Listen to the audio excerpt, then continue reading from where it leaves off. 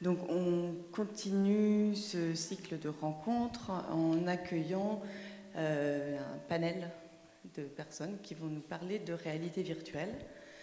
Donc ce panel est composé de Charles Ayatz, que vous connaissez tous probablement, et Landia Egal, qui vont pouvoir se présenter mieux que je ne les présenterai moi-même. Et l'entretien sera mené par Nicolas Peufailly, Nicolas Peufailly, voilà. Je vous passe la parole et je vous laisse animer ce moment. Il peut y avoir des questions dans le public. Si vous souhaitez poser des questions, n'hésitez pas à vous manifester et on vous passera un micro. Voilà, merci. Bonsoir, juste pour commencer, on va essayer de raconter, enfin, de suivre un peu le déroulé d'une écriture et de la création d'un projet en vers, en fait, en partant du commencement. Est-ce qu'on se présente un minimum sur ce qu'on a fait avant ou pas, ou pourquoi on est là? Parce que moi, je ne sais pas du tout pourquoi tu es là, par exemple.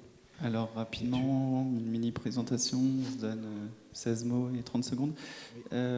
Moi, je suis game designer et auteur selon les projets, selon les expériences à réaliser. Et je suis ici parce qu'ils sont présentés Seven Lives et Le Cri, qui sont deux expériences distinctes. L'une co-réalisée avec Sabrina Calvo et Yann Kounen, Seven Lives, coproduite par Red Corner et France Télé, et Le Cri, co-réalisé avec Sandra Pogam, produite par Ciné TV et Arte.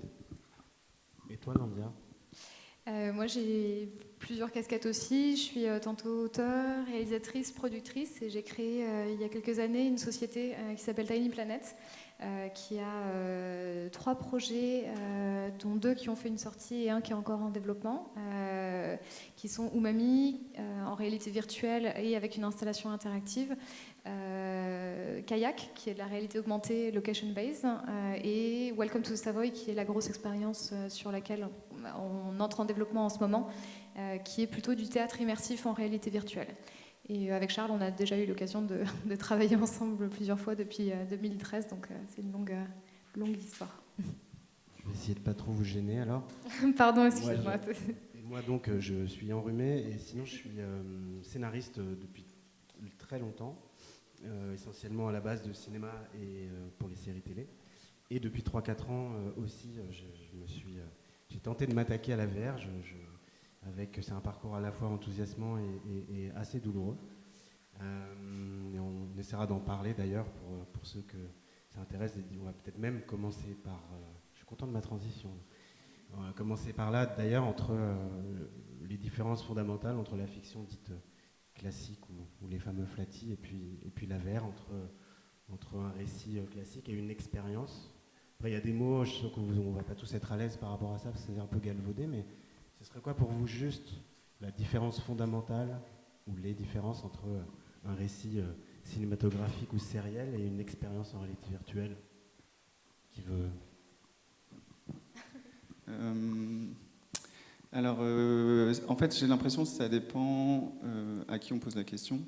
Et par exemple, avec Landia, on s'est rencontrés sur un projet qui était un projet de jeu vidéo, un projet qui s'appelle Type Rider. Et donc déjà, il y avait une mise en récit d'un univers autour de la typographie. Et pour moi, le jeu vidéo et les projets interactifs, ils sont déjà, pour certains, des mises en récit, en narration, en histoire. Et quelque part, selon le dosage qu'on en fait, si ça va être plutôt dense côté narration ou côté gameplay, la mise en récit, pour moi, elle se fait déjà dans un texte normal, dans un bouquin, en utilisant tous les codes de l'écriture. On a déjà une mise en récit pour arriver à créer une histoire. Et dans la VR, j'ai l'impression que c'est un peu la même chose.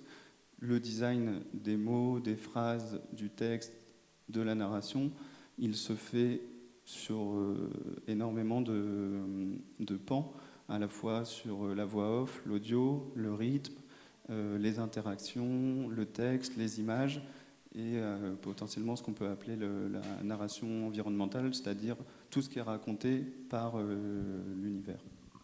Ça, je pense que une des différences clés entre les flatties et les projets immersifs.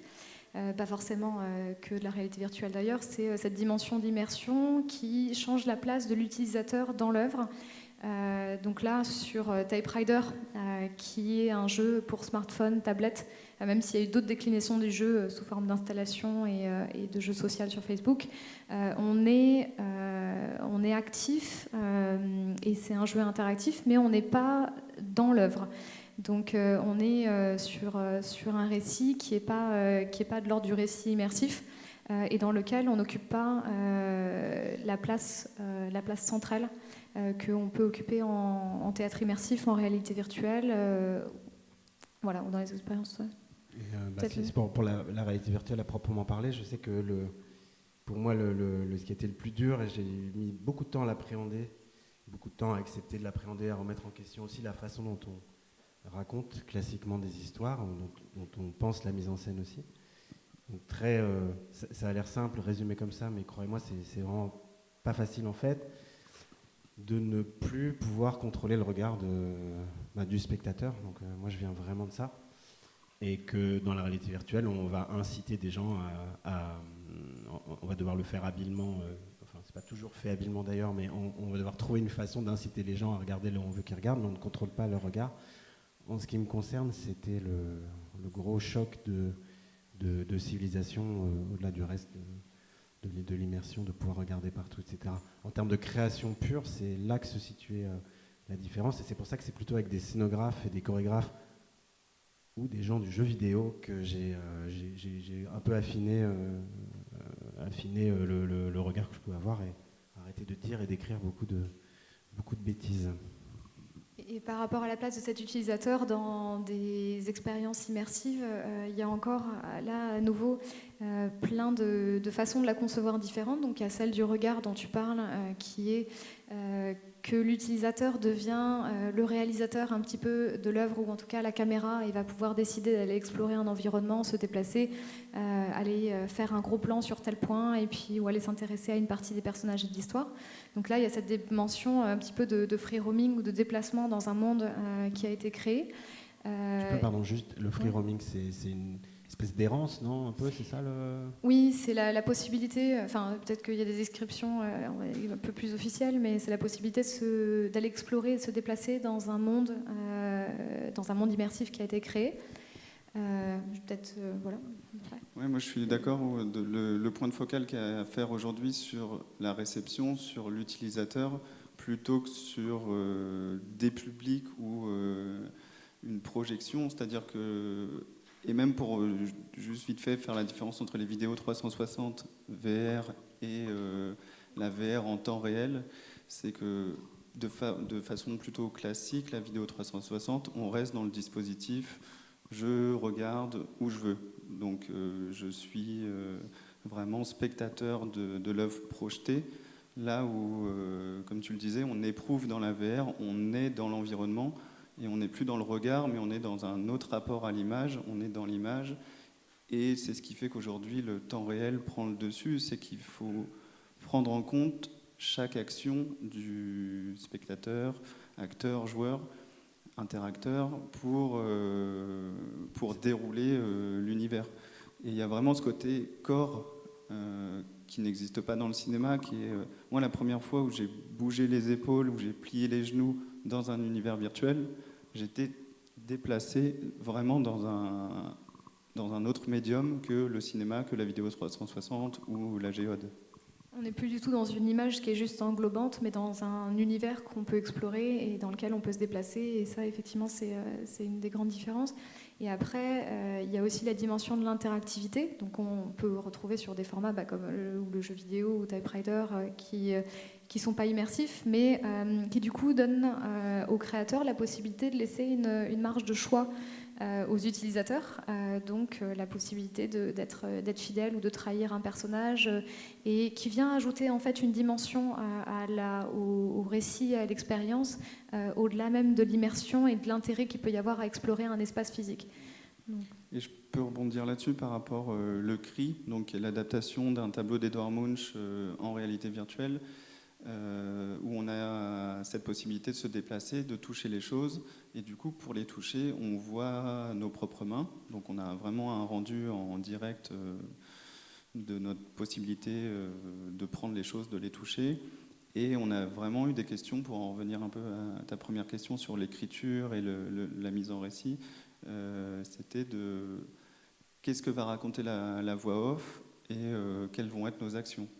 Et on s'est rendu compte qu'il a fallu enlever beaucoup de textes parce que quand on est pris, embarqué dans ce dispositif, on n'a pas l'attention nécessaire pour être passif, écouter et essayer de digérer l'oralité. On est dans une vraie problématique de cognition, de compréhension du monde qui nous entoure et d'interaction par rapport à ce monde qui nous entoure.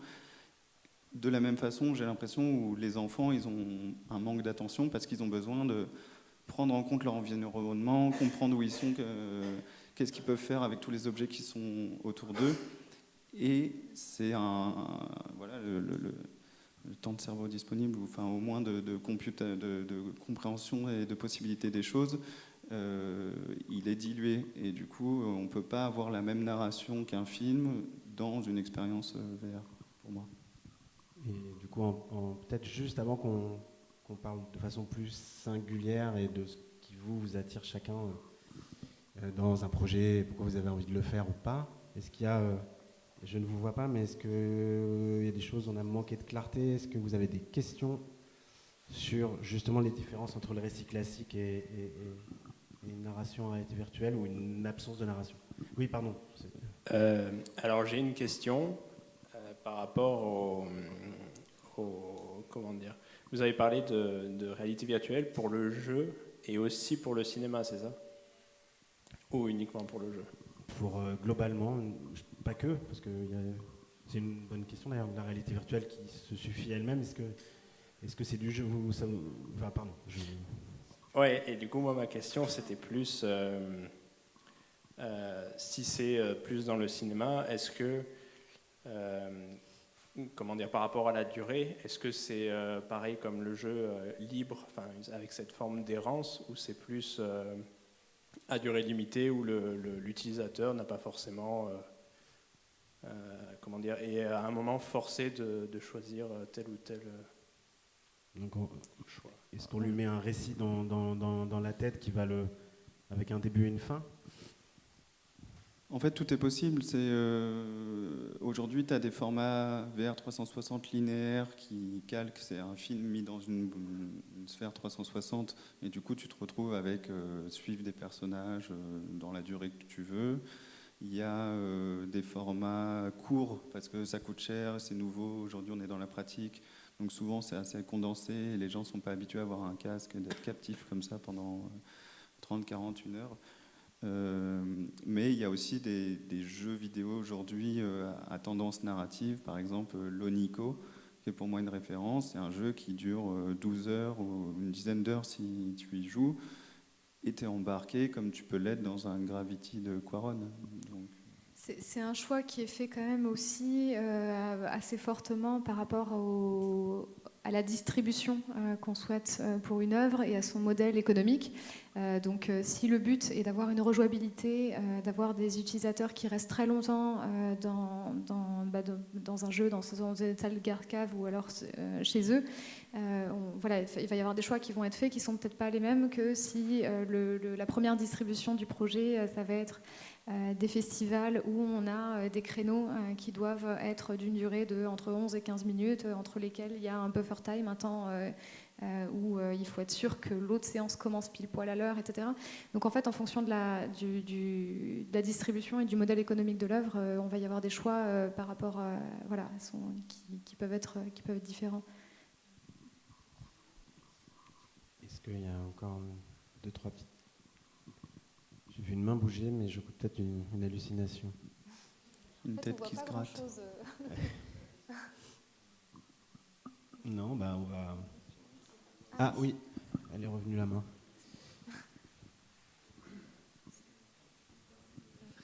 Bonjour. Est-ce que l'évolution des casques actuels impose de revoir sa façon d'écrire? Alors, Je ne répondrai à aucune question d'ordre technique, parce que j'en suis bien incapable. Est-ce que...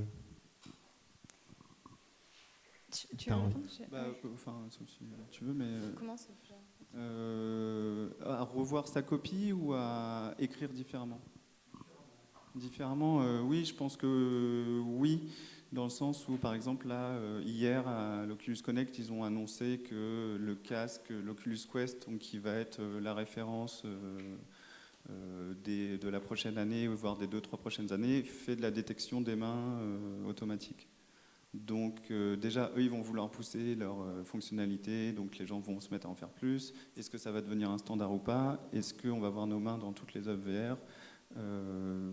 Donc ouais, il y a comme ça toujours une course un peu à la technologie. On n'est pas obligé de la suivre, mais souvent les nouvelles technologies, elles permettent d'aller plus loin dans le concept, dans le core concept de la VR, qui est full déplacement, liberté et vivre pour moi dans des mondes... Oui, enfin, moi je tendance à le voir un peu. En gros, par rapport au projet que tu portes, il y a tendance à faire des choix de plateformes qui vont être les plus adaptés à ton projet. Est-ce que l'objectif, c'est d'avoir un maximum de liberté de mouvement, de ne pas avoir, si les utilisateurs se déplacent, d'ordinateurs, soit sous forme de backpack, de sac à dos, soit de tours pour permettre plus de liberté, auquel cas le Quest par exemple permet ça, mais va avoir une puissance de calcul qui va être bien moindre que un autre choix de plateforme ou un Vive Pro.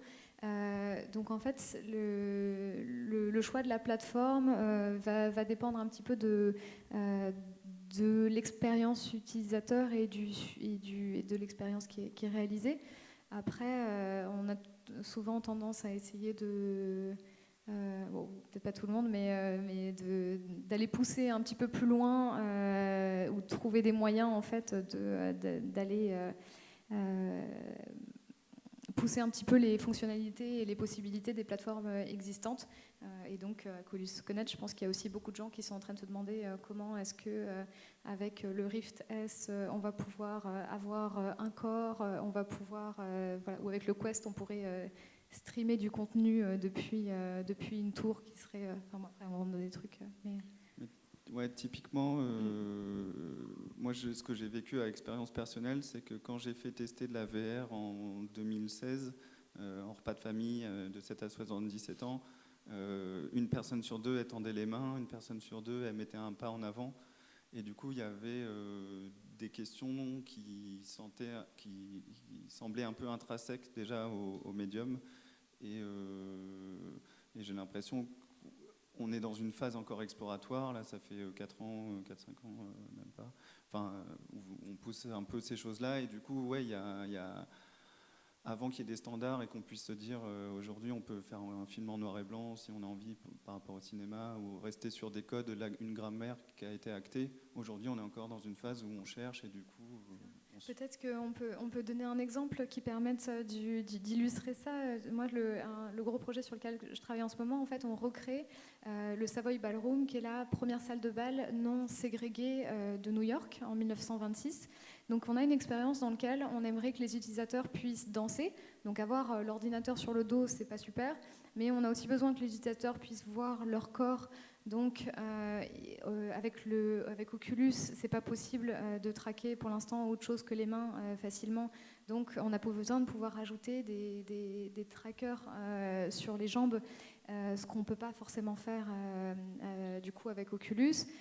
Par contre, c'est sûr que le Quest est super parce que on se libérait de cette contrainte d'avoir à porter un ordinateur. Donc en fait, on est sur ce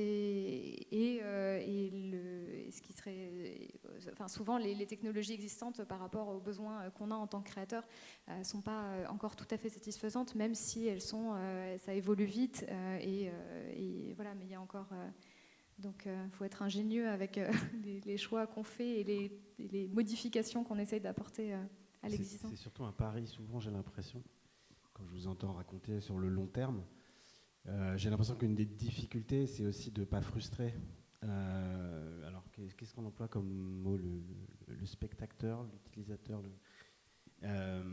par exemple, si vous proposez une expérience où on ne voit pas le corps, moi j'ai été confronté à ça dans une expérience qui est en post-production là en ce moment. C'est une expérience collective dans un carré de train où moi je dis utilisateur, chaque utilisateur rentre dans la tête d'un passager d'un carré de train. Et sur l'une des expériences, on avait envie de tester le fait d'avoir des mains.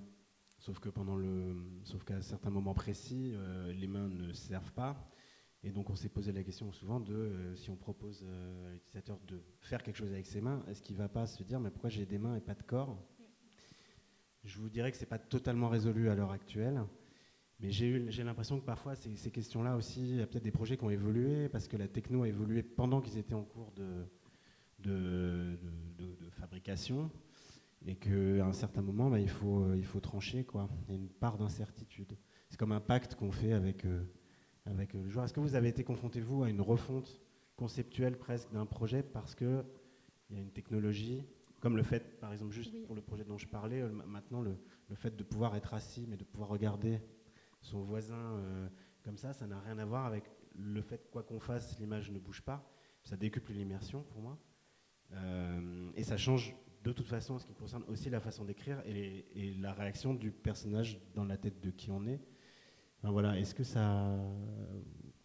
la technologie c'est un allié ou c'est parfois un piège, justement, les avancées? Moi j'ai un petit exemple, mais tu en as peut-être un meilleur.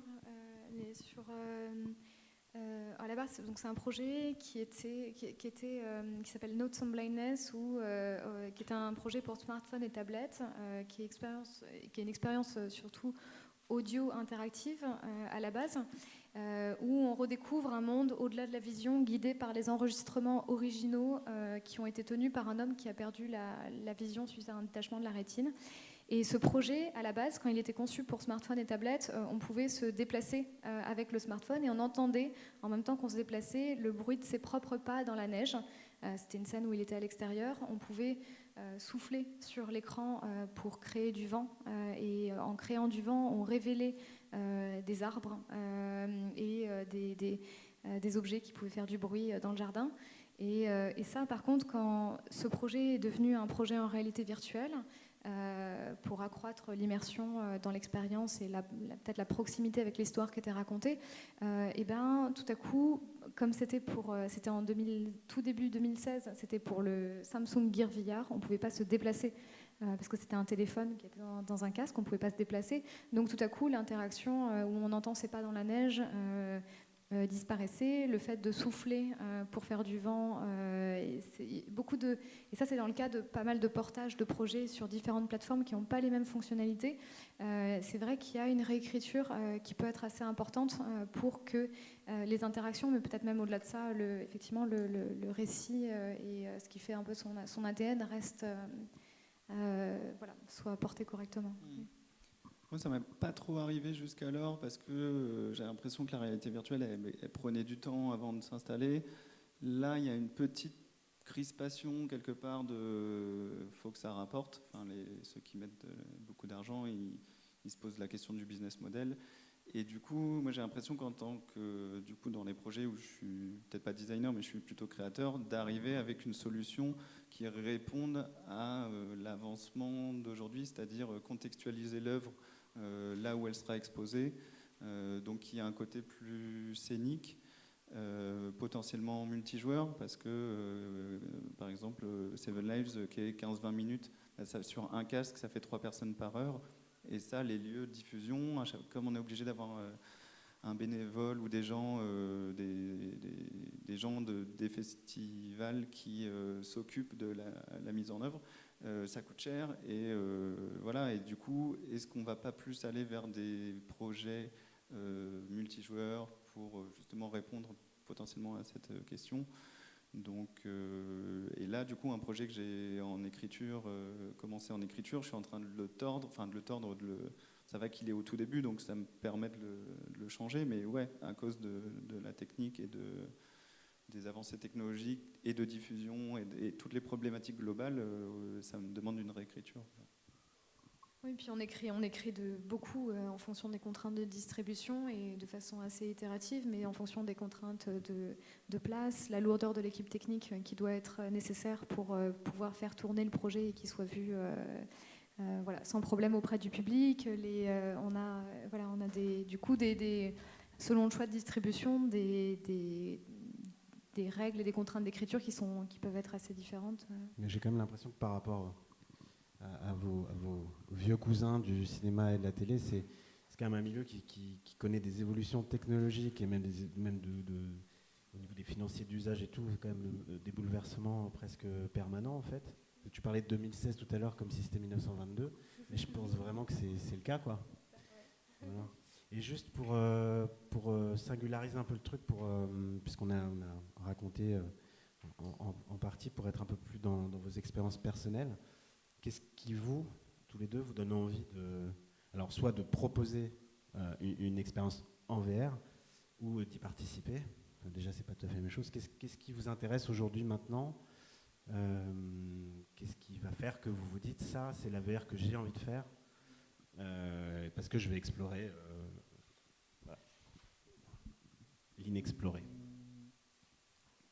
Je pense qu'il y a un petit côté exploratoire de ce qui est faisable et de jusqu'où on peut pousser le médium peut-être pas dans ses retranchements, mais au moins dans ce qu'il a à proposer. Et moi, ce qui m'intéresse, c'est vraiment le côté sensible et le côté. Quand je dis sensible, c'est le côté introspectif, en fait. C'est que c'est la première fois où j'ai quelque chose qui remplace ma vue et qui me plonge dans des mondes où mon corps réagit. Rien que d'avoir du vertige, des sensations assez basiques, mais jusqu'où on peut aller vers des choses profondes au niveau de ressentis corporels et donc cognitifs, corps-esprit et cette relation. Et du coup, j'ai envie d'aller vers des projets dont la thématique m'intéresse, mais qui ne peuvent pas être faits en cinéma ou en BD. Et qu'est-ce qui, à ton avis, ne peut pas être fait en cinéma? En fait, en gros, ça part de quoi? De l'envie d'explorer une sensation serrer la main de quelqu'un dans un monde virtuel, dans le cinéma, c'est pas possible. Non, ou alors, par contre, on est expulsé de la salle assez vite. Ouais, ça dépend des cinémas. Mais des sensations que j'avais potentiellement pu avoir dans le jeu vidéo à l'époque où on arrivait dans un garage avec chacun notre ordinateur et on était 4 à vivre la même aventure et à se gueuler dessus comme dans la vraie vie. En fait, on se rapproche d'expériences collectives, participatives. Et du coup, ça par exemple au cinéma, on ne peut pas vraiment le faire. Et d'avoir un re-questionnement sur le corps qu'on a de moins en moins parce qu'on passe la journée assis devant des ordinateurs en fait. Et tu vas me répondre, va faire du sport, mais pas du tout. Il y a des biais pour répondre à tout ça. Mais c'est un peu, c'est un peu comme certains réalisateurs qui à l'époque avaient fait avancer les grammaires du cinéma comme Hitchcock, où c'était un des premiers à assumer que de ne pas se préoccuper du naturalisme et de penser au spectateur la mise en scène par rapport au ressenti du spectateur. Parce qu'en fait, la réalité virtuelle, c'est aussi constamment, j'ai l'impression en tout cas, prendre en compte l'utilisateur en permanence. Moi, j'ai eu du mal, par exemple, à ne pas me laisser embarquer uniquement dans une histoire avec des personnages. Et à chaque fois, je devais me rappeler, mis à part le fait de regarder partout, blablabla, mais je devais me rappeler qu'il y avait une expérience complète, il y avait un avant, il y avait un pendant, il y avait un après. Et c'est aussi un peu ça, non, d'être... Parce que souvent, on a des discussions, en tout cas, sur la différence entre une œuvre narrative pure et une expérience sensorielle. Moi, j'ai l'impression qu'il y a de la narration partout, mais c'est pas la même façon c'est pas la même façon d'écrire. C'est un autre récit, mais... Ça dépend ce qu'on va chercher en tant que soit écrivain, réalisateur ou en tant que spectateur. Moi, je sais que l'expérientiel m'a toujours plu. Un documentaire comme Léviathan, où il n'y a pas une parole et on se prend une claque et quelque part on ressent la vie des personnages, ces pêcheurs en haute mer qui partent 3 mois en mer dans des conditions extrêmes. J'ai l'impression que ça dépend de ce qu'on va chercher. Si on veut quelque chose de très écrit, une puissance dans les personnages, tout ça, on peut le trouver dans un livre en fait. Et du coup, je ne sais pas ce que la VR a raconté avec ça. Il y a sûrement des choses. Moi, c'est peut-être pas mon cheval de bataille, mais je pense qu'aujourd'hui, il y a des ancrages dans le corps, dans la mémoire, qu'on ne peut atteindre que par la VR. Oui, c'est se poser la question de ce projet ne peut pas être mieux qu'en VR ou ne peut exister qu'en VR. C'est un peu ça qu'on cherche à atteindre un peu. Et toi, Landia, c'est... Oui, ça rejoint un peu ça. En fait, je pense que Ce qui fait qu'un projet devient un projet VR ou immersif et pas un projet de cinéma, c'est ce que on appellerait en anglais le mission statement, où moi, à un moment donné, j'appelais ça l'ADN éditorial, mais en fait, c'est la vision d'un projet. Et si la vision d'un projet, c'est « How does it feel to be blind ?» Qu'est-ce que ça fait que d'être non-voyant, mais feel au sens de ressentir, c'est déjà une question qui va guider tous les choix qui vont être faits en écriture, réalisation, et même le choix du coup de la plateforme utilisée. How does it feel, être en immersion déjà, ça concorde avec la vision. Sur Welcome to the Savoy, où on est dans cette salle de bal de la fin des années 30, le mission statement, il est hyper clair aussi, c'est revivre l'expérience d'une nuit au Savoy de la fin des années 30, de 1939. Donc ça détermine tous les choix qui sont faits à partir de là, parce que ça veut dire qu'il faut pouvoir boire un verre avec Armstrong. Donc ça veut dire qu'il faut pour avoir une discussion avec Armstrong, la première fois qu'il a joué à New York, c'était au Savoy, il faut un acteur avec un système de mocap, de perfcap, qui va permettre de suivre ses mouvements dans un espace dans le même monde virtuel que tous les autres utilisateurs, et de pouvoir discuter, parce que derrière, il y a un acteur qui improvise et qui incarne un modèle 3D de Armstrong. Il faut essayer d'éviter d'avoir un backpack.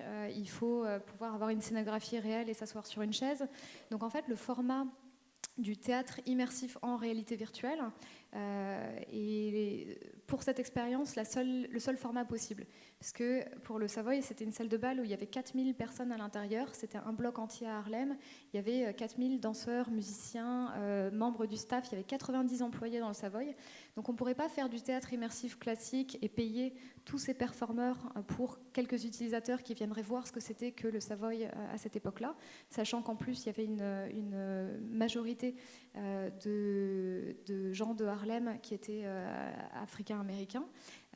Et aujourd'hui, les danseurs sont surtout blancs, donc on ne pourrait pas vraiment recréer cette expérience en théâtre immersif classique, d'un point de vue modèle économique et performeur disponible. Et en fait, on ne peut pas non plus le faire qu'en réalité virtuelle, parce que, pareil, impossibilité de danser et d'interagir de façon un peu poussée avec ces grandes légendes du jazz et du Lindy Hop, qui était la danse qui est née à cet endroit, de façon approfondie. Donc en fait, le théâtre immersif VR et le format et ces choix-là découlent d'une vision qui est assez claire, qui est très claire depuis le début et qui est destinée à le rester. Donc voilà. Est-ce que, après j'ai un super chapitre à ouvrir, mais est-ce que vous avez des questions sur ce qu'on s'est dit, sur la spécificité de la VR, les différences Oui.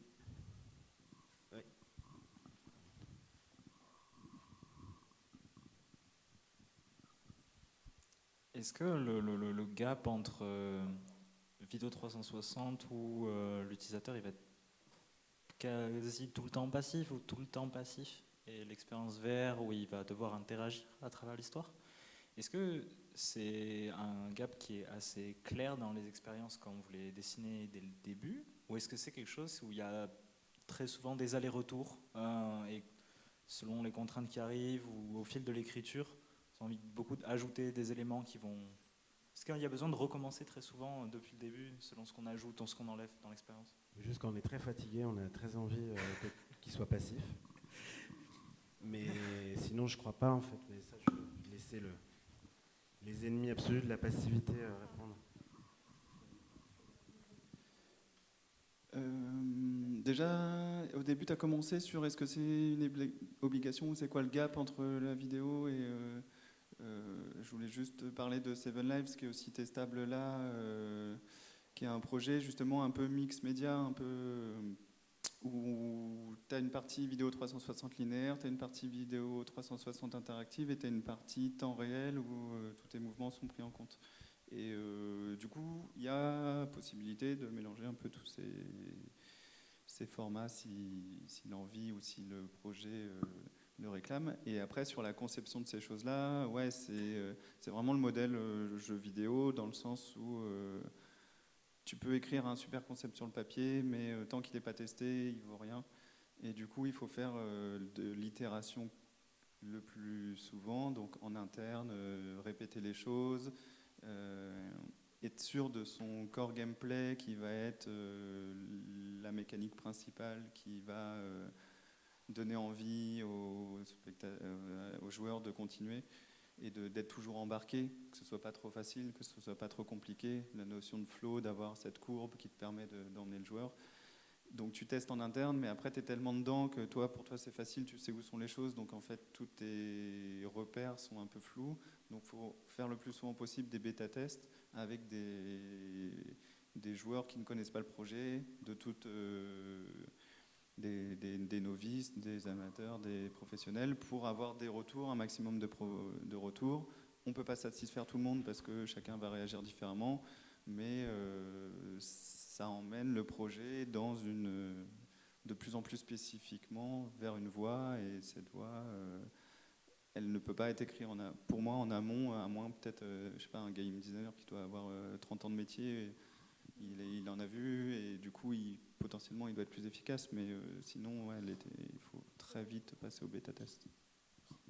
Ça dépend du projet. Peut-être qu'il y a des projets qu'on peut écrire plus en amont que d'autres. Il y en a où en fait l'écriture se fait vraiment il y a une petite phase d'écriture, et puis ensuite cette phase d'écriture va donner naissance à un premier choix de potentiellement technologies qui peuvent être utilisées et un premier business model autour de ça, mais avec tellement de variables que dès qu'on est obligé de réécrire parce que dans le business model, en fait, on a une partie du show qui se passe, ou de l'expérience qui se passe avant la réalité virtuelle, et puis une autre après.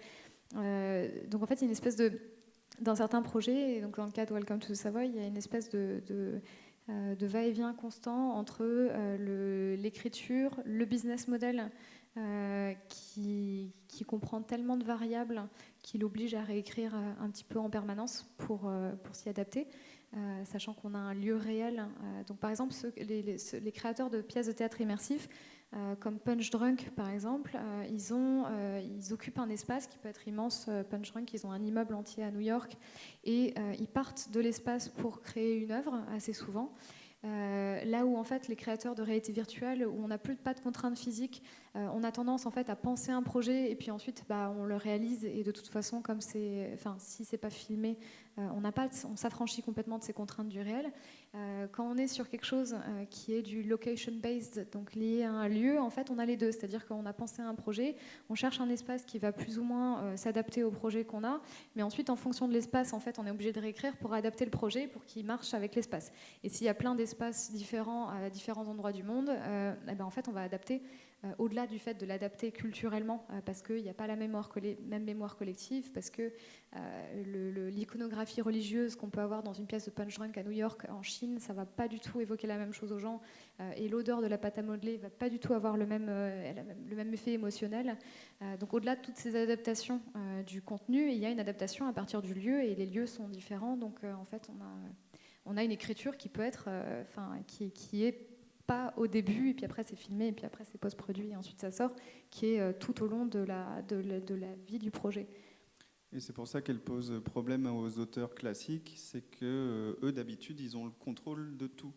Et si vous avez un téléphone sur une table, le réal classique il va laisser monter la tension, d'un seul coup ça va sonner, il va faire un cut, quelque chose comme ça. Dans la VR, le téléphone sur la table, le joueur il peut le prendre tout de suite, il peut attendre, il peut jamais le décrocher, il peut le renverser la table, et en fait tout doit être pensé pour l'utilisateur, en plus de est-ce que ça raconte quelque chose et comment, avec quel rythme.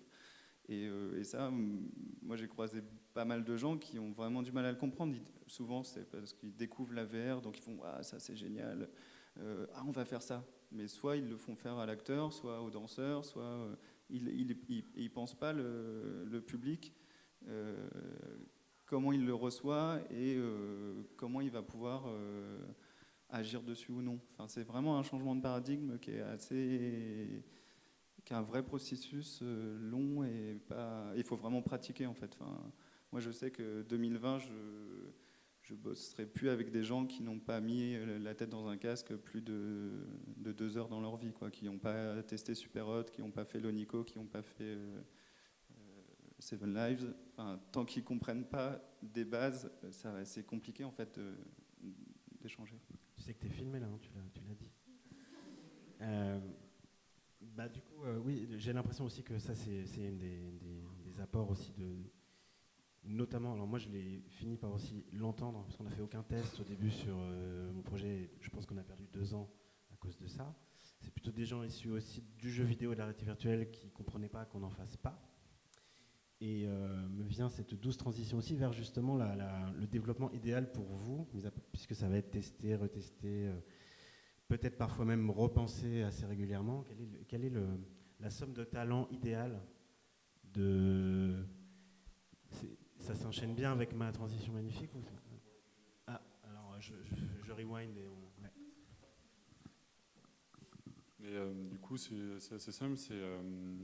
Est-ce que, d'après vous, dans le concept de la réalité virtuelle, je veux dire, en oubliant les contraintes techniques qu'on a aujourd'hui et compagnie, vous pensez que, aussi beau que ça ait l'air, il n'y aura pas un certain manque qu'on aurait bien aimé avoir par rapport à ce qu'on connaît déjà, comme dans le cinéma ou le jeu vidéo? Est-ce que, d'après vous, la VR ne va pas faire qu'apporter des trucs, mais aussi en enlever dans une œuvre? Si, oui.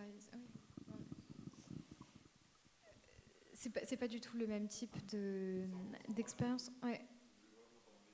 Oui, en fait, je pense que ce qu'on perd dans l'expérientiel, c'est effectivement du coup un contrôle sur l'histoire telle qu'on veut la raconter narrativement, avec ses subtilités, avec il faut que en VR, du coup, plus le mission statement est clair, plus il y a de chances que l'utilisateur ressente réellement ce qu'on a envie de lui faire ressentir. Et c'est vrai que si on veut lui faire suivre une narration subtile et complexe, c'est pas toujours très facile, sachant qu'il peut regarder un peu n'importe où et s'intéresser à une chose ou à une autre et qu'il n'a pas forcément l'expérience des interactions qu'on imagine.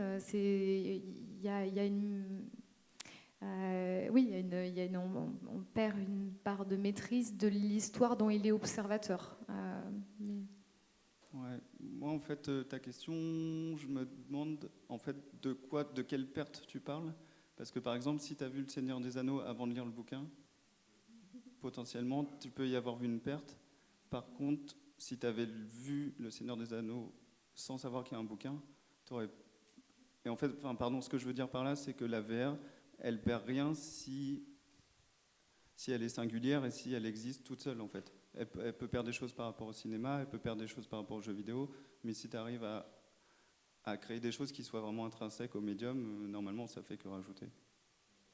On change de point de vue, en fait. Par exemple, on revient encore dans le cadre de Not Some Blindness, mais il y a aussi un film qui a été fait, un documentaire long métrage, où c'est des acteurs qui font un lip sync des enregistrements audio originaux de John Hull.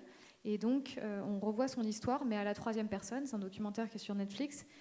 Là où dans la VR, on entend ces enregistrements audio, mais c'est comme si c'était une voix intérieure qui parlait et que nous, on était John Hull et qu'on regardait partout autour de nous. Donc en fait, sur une même base documentaire qui sont ces enregistrements originaux, on a 2 expériences qui sont complètement différentes, une pour le cinéma et une en réalité virtuelle. Et en fait, ce qui change vraiment entre les deux, à la base, c'est la position de l'utilisateur et le point de vue. Donc, et en VR, du coup, l'utilisateur occupant une place centrale, on vit l'expérience à la première personne. Mais on perd rien, c'est juste une expérience complètement différente de celle du film. Je ne sais pas si on peut parler de perte. Après, il y a sûrement des gens qui ont préféré le film et d'autres qui ont préféré la VR, mais c'est juste 2 expériences différentes. Non, mais ça pose la question vraiment de la singularité, et que c'est pas juste un outil ou une valeur ajoutée, quoi. Et donc, je reviens à ma question que je n'ai pas oubliée. Mais un mode de développement, de production idéal, la somme de talents qui vous semble le plus pertinent, à quel moment on travaille seul? Est-ce qu'on travaille seul? Est-ce qu'on travaille en coopération très tôt, tout de suite? Je crois que je connais la réponse, mais je pose quand même la question. Quelles sont les erreurs que vous avez pu commettre aussi, que vous ne referiez plus dans la façon d'appréhender le projet et j'ai l'impression de pouvoir faire travailler ensemble des talents idéalement complémentaires, quoi, des compétences complémentaires. Ouais, bonne question. Je pense déjà qu'il faut être une bonne équipe et bien entouré, parce que j'ai l'impression qu'on passe énormément de temps sur les projets, d'autant plus des fois quand on est auteur. Là, et en fait, ça me rappelle quand j'étais petit, où je me suis rendu compte un jour à table que mon père il passait plus de temps avec ses collègues qu'avec la famille. Tu peux t'allonger un peu pour... Ouais. Et du coup, 8 heures par jour. Et du coup, voilà, il faut être bien entouré et sur ces projets. Marie Blondiot, Franck Weber, si vous pouvez regarder, pour parodier Michel Drucker, et pas mon père qui s'appelle Michel.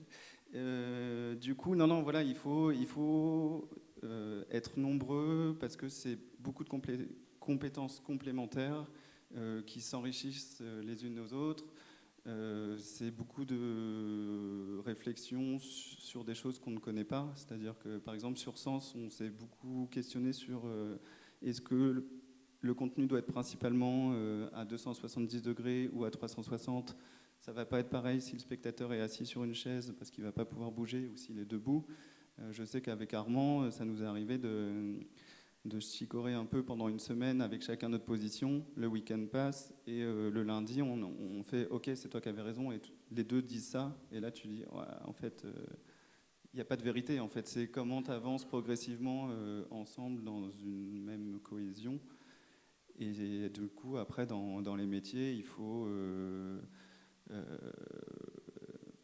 en fait, ça va dépendre de l'ADN du projet. Si on est plus dans la narration, plus dans le jeu, donc scénariste ou écrivain ou réalisateur, game designer, sound designer, qui est très important parce que le son, évidemment, c'est énorme.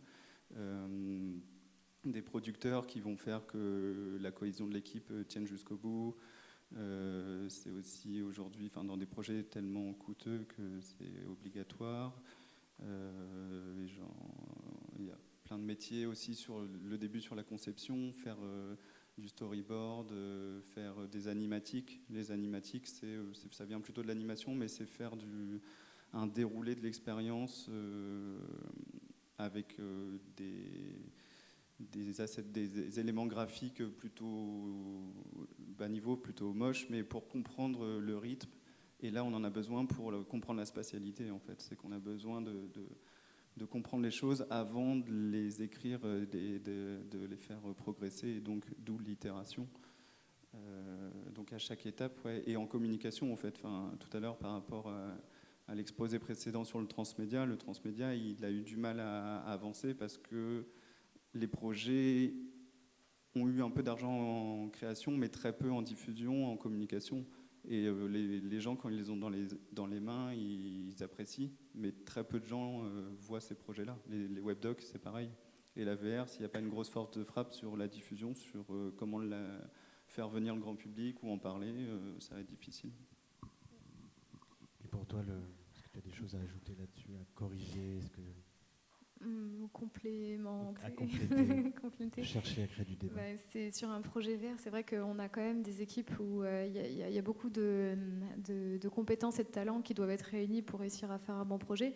Je n'ai pas rencontré encore quelqu'un qui puisse être à la fois auteur, sound designer, compositeur, animateur 3D et programmeur et bon sur le marketing, capable de créer il y a forcément des équipes qui font intervenir pas mal de monde.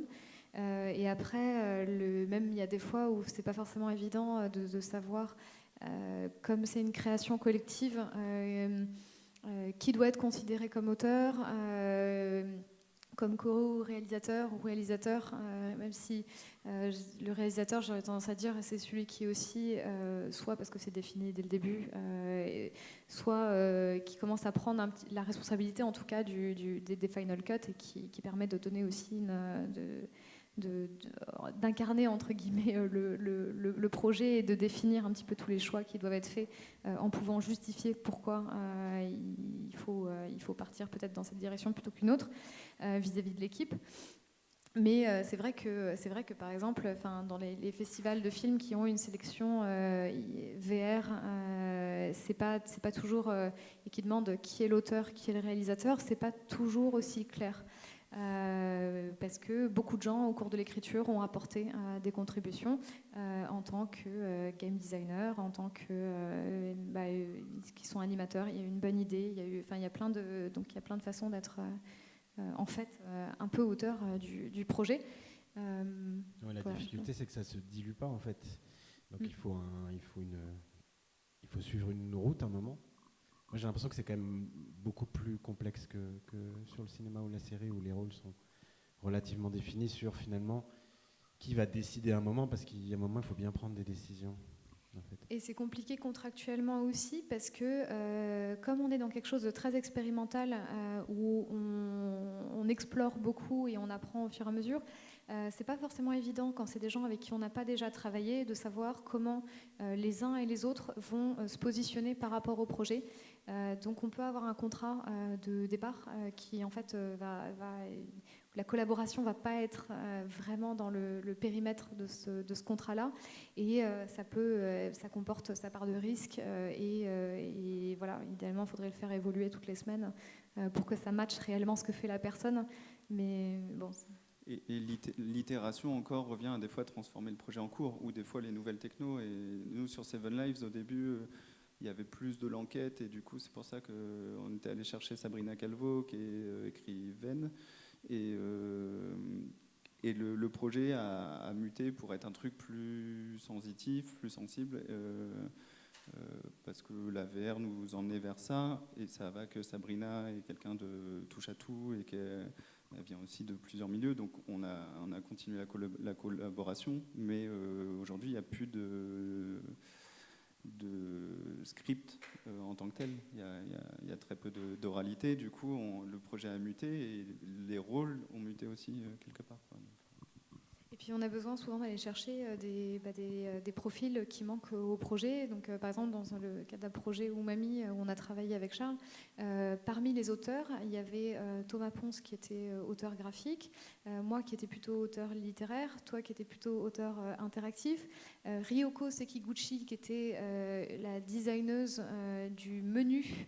Parce qu'Umami, on incarne un utilisateur, on incarne un personnage animé qui va vivre l'expérience d'un repas et qui va redécouvrir les souvenirs de son passé en fonction de ses interactions avec les plats, un peu comme la Madeleine de Proust.